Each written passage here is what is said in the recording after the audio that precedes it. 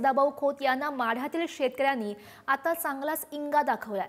पाहणी करायला ते आलेले होते आणि सदाभाऊंचा संतापलेल्या शेतकऱ्यांशी सामना बघायला मिळाला। मत मागायला आला होता, त्यानंतर तुम्ही आता आलाय।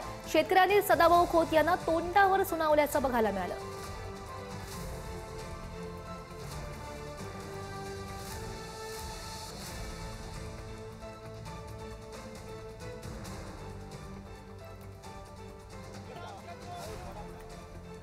तारखेला उभा राहिला होता त्यावेळेस आम्ही 25,000चा निधी देऊन ऐकून घ्या माझं आम्ही 25,000 निधी देऊन तुमच्या गळ्यात 5-5 हजाराच्या लोकांनी माळा घातल्या।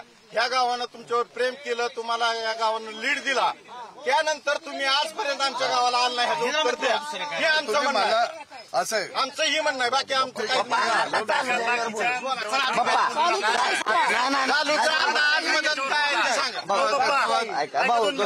दोन मिनिटं आमच्या गावात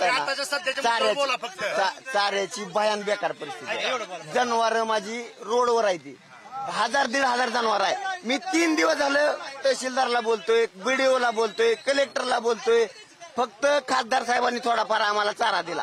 अजून वैरण खायला तुम्हाला तर तुम्ही शेतकरी आहो, तुम्हाला माहित आहे चालू सगळा वैरण भिजले, जनावरांना खायला काय नाही। बरं माणसं आम्ही वाचवली आणून इकडे गावात, आम्ही पावणारावळ्याच्या गावाला लावली, सगळं सोय केली।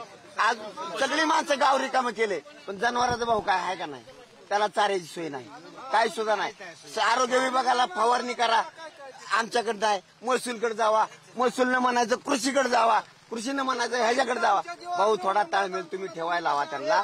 आणि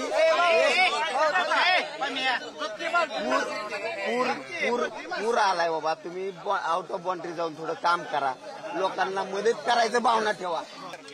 मला आपल्या माध्यमातून सगळ्या अतिवृष्टी मध्ये सापडलेल्या, संकटात सापडलेल्या सगळ्या शेतकऱ्यांना आवाहन करायचं आहे की निश्चितपणानं सरकार आपल्या बरोबर आहे।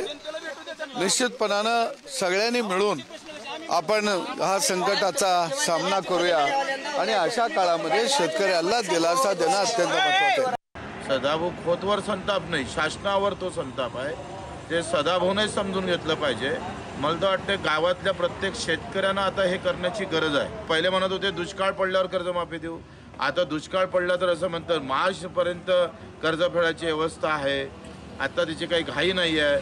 म्हणजे प्रत्येक पावलावर मुख्यमंत्री बदलताना दिसतं। आता शेतकरी अडचणीत आहे तर तुम्हाला मताचा काही संबंध नाही म्हणून तुम्ही ते कर्जमाफी करत नसाल तर तुम्हाला भोगावंच लागेल।